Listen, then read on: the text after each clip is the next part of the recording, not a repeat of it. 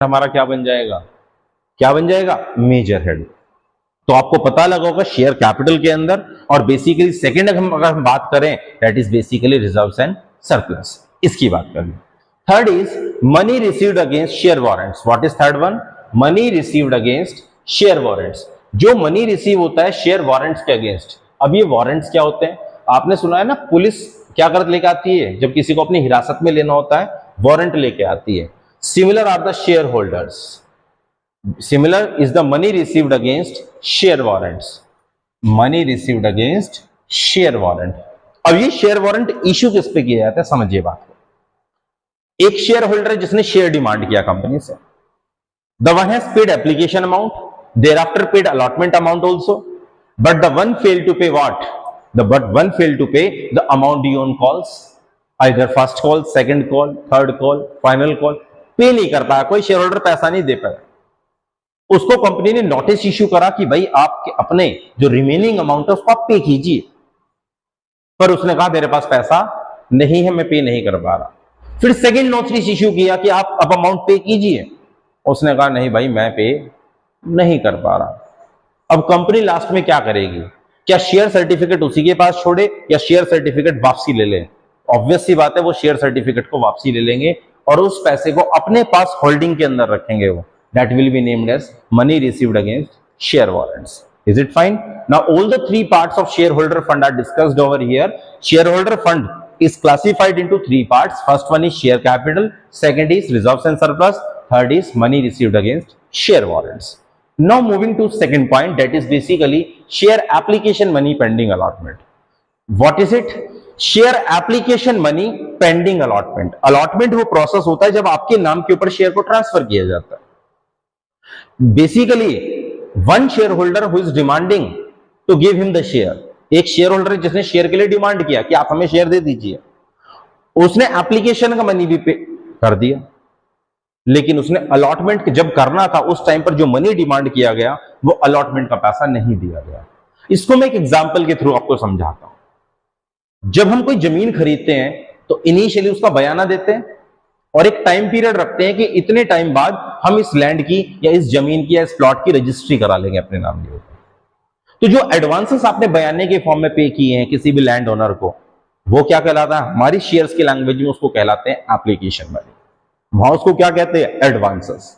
लेकिन जब लैंड को ट्रांसफर करते हैं ऑनर के नाम पर, एक ऑनर से दूसरे ऑनर के नाम पर, उसको हम बोलते हैं रजिस्ट्री। क्या बोलते हैं उसको, रजिस्ट्री। पर शेयर्स की लैंग्वेज में उसी को बोला जाता है अलॉटमेंट। तो अगर आपने कोई जमीन खरीदनी है और आपने उसका एडवांस पे किया हुआ है, बट आप जिस दिन रजिस्ट्री होनी है उसकी फाइनल पेमेंट नहीं कर पा रहे, तो क्या जो ऑनर है पहले वाला जिसके नाम पर लैंड था, क्या आपका एडवांस पेमेंट रिफंड करेगा? नहीं करेगा, वो पैसा उसी के पास रह जाने वाला है। ऐसे ही कंपनी के पास कुछ शेयर्स एप्लीकेशन आई थी जिन्होंने एप्लीकेशन का पैसा पे किया था, बट उन्होंने क्या नहीं किया, अलॉटमेंट का पैसा पे नहीं किया। जब उन्होंने अलॉटमेंट का पैसा पे नहीं करा तो क्या करने वाले हम, उसका पैसा अपनी फर्म के पास ही रख लेंगे। तो second point states the same thing, that share application money has been received but it has been pending for the purpose of allotment. It needs to be remembered very carefully. Third, very important part, non-current liability. What is non-current? Which is not current in nature, that is basically known as non-current. और बच्चा कहता है sir ये तो कोई answer नहीं हुआ, which is not current. तो आप ये बताइए करंट और नॉन करंट के बीच में डिफरेंस क्या है? As per are 11th standard उन्होंने बताया करंट बेसिकली वो चीज होती है जिसमें 12 महीने के अंदर अंदर वो काम होता है। Non current activities are those activities जिनके लिए हमें क्या करना होता है, it takes more than 12 months. But an important word is here operating cycle, either within a period of 12 months और a period of an operating cycle is there जिसके अंदर काम होना चाहिए। अगर कोई भी काम ऑपरेटिंग साइकिल के टाइम पीरियड के अंदर हो जाता है या 12 months के अंदर हो जाता है, two conditions are there, time given for operating cycle और lesser than date of 12 months, तो उसे क्या नाम देते हैं हम, करंट। और अगर ऑपरेटिंग साइकिल से ज्यादा एंड 12 months से ज्यादा, हो सकता है ऑपरेटिंग साइकिल 10 महीने की हो और 11 महीने में काम होता है पर 12 महीने के अंदर अंदर काम तो हो रहा है, तब भी वो करंट माना जाएगा। लेकिन अगर ऑपरेटिंग साइकिल 15 महीने की है और काम 14 महीने में हो रहा है, तब भी वो करंट माना जाता है। दोनों में से कंडीशन सेटिस्फाई कर रहा है वो। या तो ऑपरेटिंग साइकिल से कम के अंदर या 12 महीने से कम के अंदर कोई भी एक कंडीशन सेटिस्फाई कर जाए तो वो करंट, अदरवाइज नॉन करंट। यहां पर बेसिकली नॉन करंट लाइबिलिटीज को we have classified into 4 parts. The very first part is long term borrowings, second is deferred tax liability, third one is other current liabilities, long term liabilities, and fourth one is long term provisions। जब हम इसकी बात करें long term borrowings, what actually the long term borrowings are? Long term borrowing, हमने लंबे समय के लिए कहीं से पैसा बोरो किया है, उधार लिया है लंबे टाइम पीरियड के। ये लॉन्गर टाइम पीरियड क्या होता है?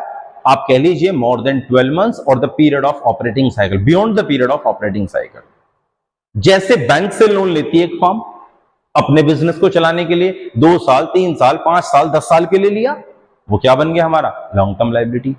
एक लोन के सर्टिफिकेट जो कंपनी लोन लेती है basically as like share holders, एक सर्टिफिकेट इशू करते हैं जिसको बोलते हैं डिवेंचर्स, वो भी हमारा सर्टिफिकेट क्या होता है? लॉन्ग टर्म लाइबिलिटी होती है।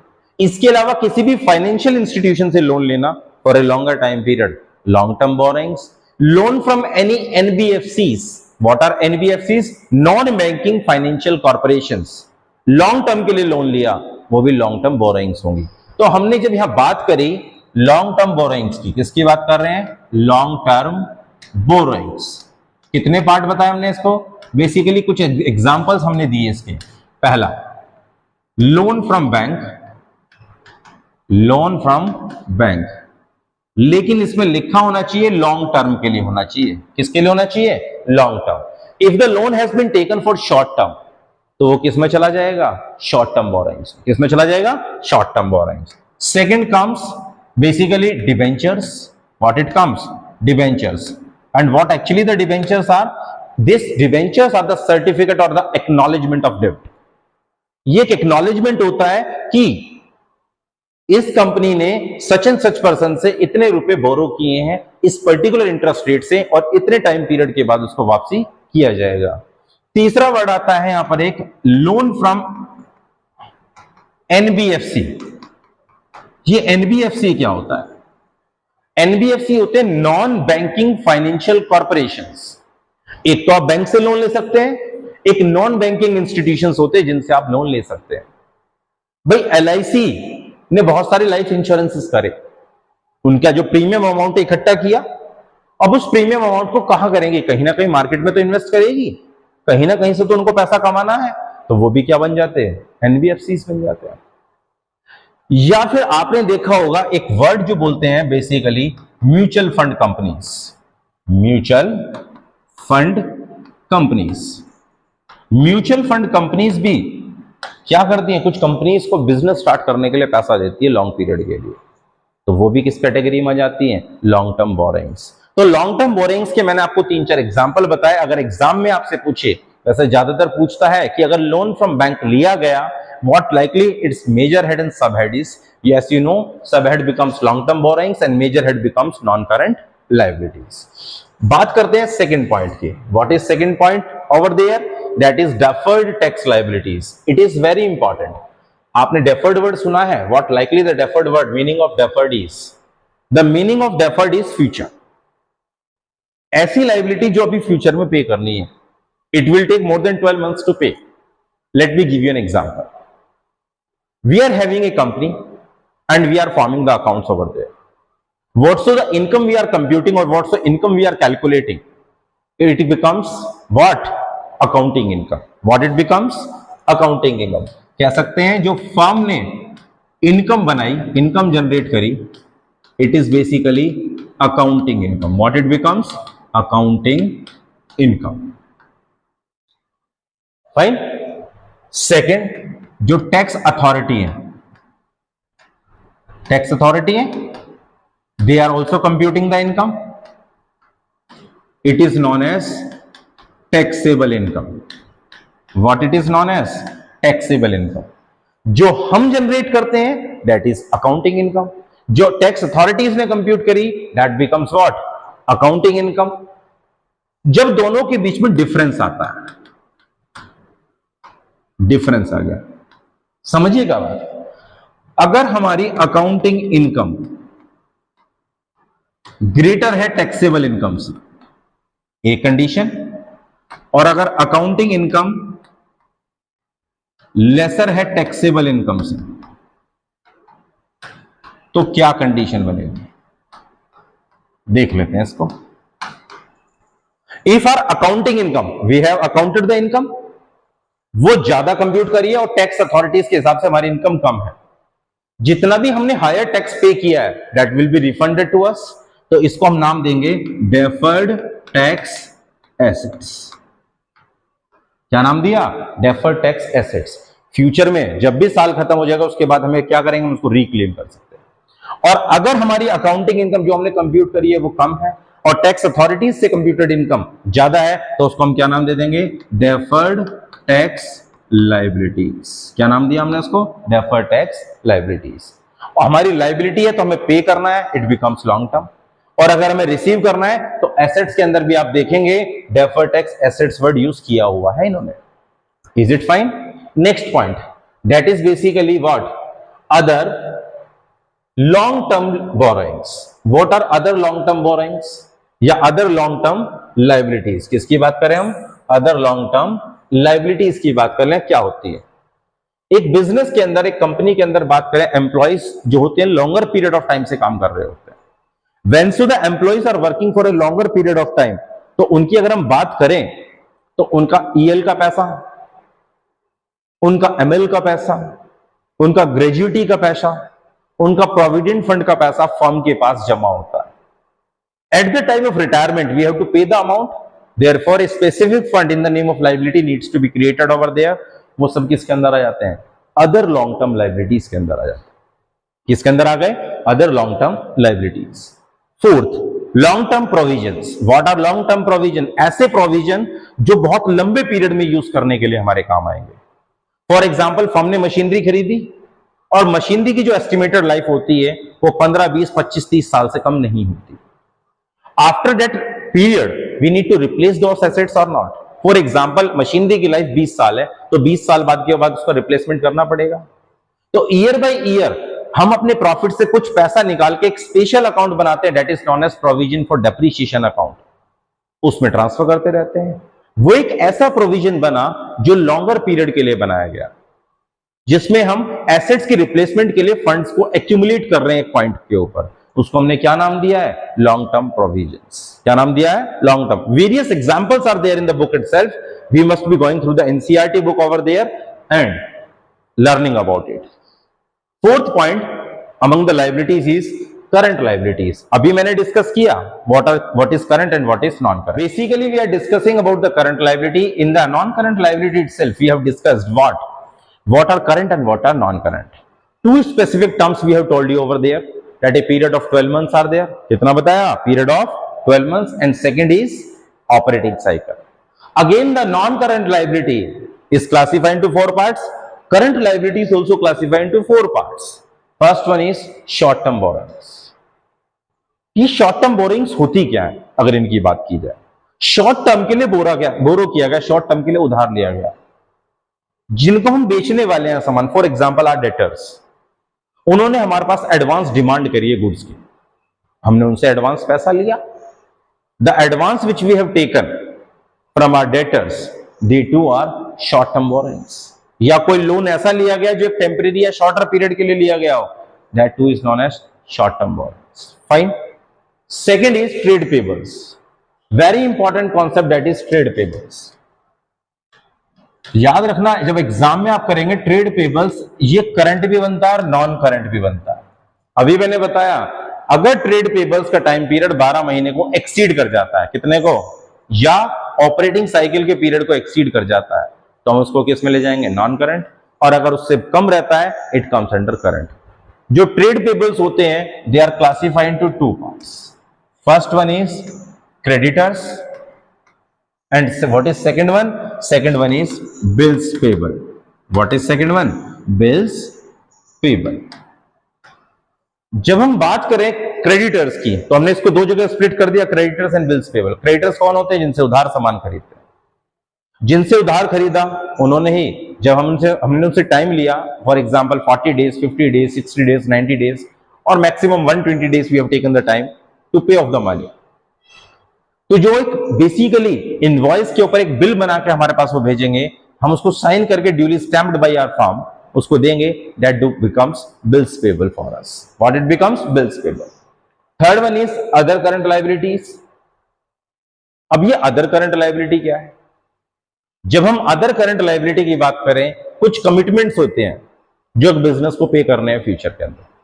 फॉर एग्जाम्पल, हमने टैक्स का पैसा नहीं दिया, हमने बेसिकली एमसीडी का पाइपलाइन कनेक्शन ले रखा है, वाटर का, उसका बिल जमा नहीं करा।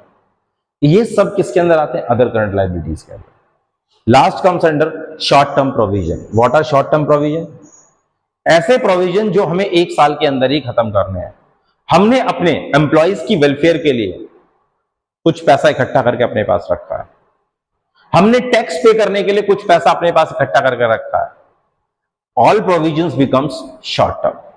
तो जब हम इन चारों हेड का सम करेंगे, for example share holder fund, second become share application money pending allotment, third it becomes non current liability, fourth becomes current liability, इनका जो सम आएगा वो लायबिलिटीज का टोटल होगा। When we need to make a comparison, we are taking 2 years like previous year and current year. For the purpose of comparison, we are making it. तो इन चारों head को add करके this one becomes first, this one becomes second, this one becomes third, and this one becomes fourth. Summation of 1 plus 2 plus 3 plus 4, it forms total liability. क्या बना देगा ये हमारे लिए? ये हमारी total liability फॉर्म कर देगा। ऐसे हम अपने एसेट्स हेड के ऊपर चलते हैं। एसेट्स को दो जगह क्लासिफाई किया, नॉन करंट एंड करंट। कितनी जगह क्लासिफाई किया? Non current and current. जब हम नॉन करंट एसेट्स की बात करें तो मेजरली इसके 3 पार्ट हैं। कितने पार्ट है हमारे? 3 पार्ट। पहले पार्ट की बात करें वो बनता है हमारा फिक्स्ड एसेट्स। ऐसी एसेट जो फिक्स्ड नेचर की होती है, जो लॉन्ग पीरियड ऑफ टाइम के लिए हम क्या करते हैं? यूज करते हैं। Heavy cost is incurred over it, ज्यादा से ज्यादा खर्चा किया जाता है उसके ऊपर। जैसे टेंजिबल एसेट्स। ये टेंजिबल क्या होती है? जिसको हम देख सकते हैं, छू सकते हैं, जैसे हमारी बिल्डिंग, जैसे हमारा फर्नीचर, जिसको हम देख भी सकते हैं, छू भी सकते हैं। ये हमारी एसेट्स कैसी होती है? Tangible assets. कैसी एसेट्स होती है? Tangible assets. ज्यादा कॉस्ट इनकर होती है इसके ऊपर। Second is intangible assets. अब एक फर्म के पास ऐसी एसेट्स भी होती है जो इंटेंजिबल नेचर की होती है, जिसको ना हम ज्यादा देख सकते, ना छू सकते, बस उसे महसूस कर सकते हैं, फील कर सकते हैं। क्या होती है? फर्म की गुडविल, फर्म की इमेज, फर्म के अपने ट्रेडमार्क्स होते हैं, फर्म के लोगो होते हैं, फर्म के पेटेंट्स होते हैं। All are intangible assets. अगर मैं करंट और मॉडर्न सिनेरियो का एक एग्जांपल दूं इसके ऊपर, हम सब आजकल मोबाइल फोन यूज करते हैं, तो जो मोबाइल का हार्डवेयर है, जो मोबाइल सेट है, ये क्या है? हमारी टेंजिबल एसेट्स। जो सॉफ्टवेयर के अंदर इनबिल्ट होते हैं वो हमारी क्या है? Intangible assets. आजकल हर कंपनी अपने अपने सॉफ्टवेयर को यूज कर रहा है। हम आज आप तक ये वीडियो पहुंचा रहे हैं, कोई ना कोई सॉफ्टवेयर की हेल्प हम ले ही रहे हैं, नहीं ले रहे हैं। ये भी कैसी एक एसेट्स है? Intangible assets. कैसी एसेट्स होगी? इंटेंजिबल। पर जब दोनों की दोनों कंस्ट्रक्शन की स्टेज में होती हैं तो ये थर्ड और फोर्थ पॉइंट पे चले जाती हैं।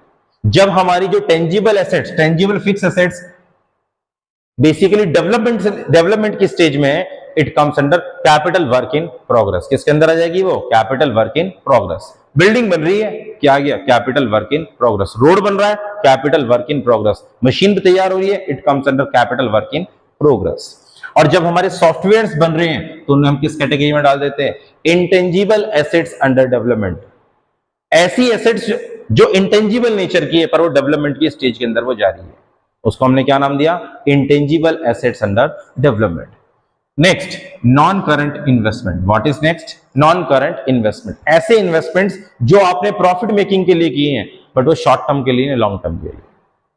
आपने देखा कई बार एक इंडिविजुअल की अगर मैं बात करूं, क्या करता है? म्यूचुअल फंड्स में पैसा डालता है, लॉन्गर पीरियड ऑफ टाइम के लिए। लैंड परचेस करने में पैसा लगाते हैं, एफडीज खरीदते हैं। अगर गवर्नमेंट सिक्योरिटीज की बात करूं तो एनएससी सर्टिफिकेट है, केवीपी सर्टिफिकेट है, एमआईएस स्कीम्स है, पीपीएफ स्कीम है, एनएचएआई के बॉन्ड्स होते हैं, यूटीआई के बॉन्ड्स होते हैं। उनमें जब पैसा खर्च करता है कोई भी इंसान तो वो किस कैटेगरी में चले जाते हैं? Non current investment.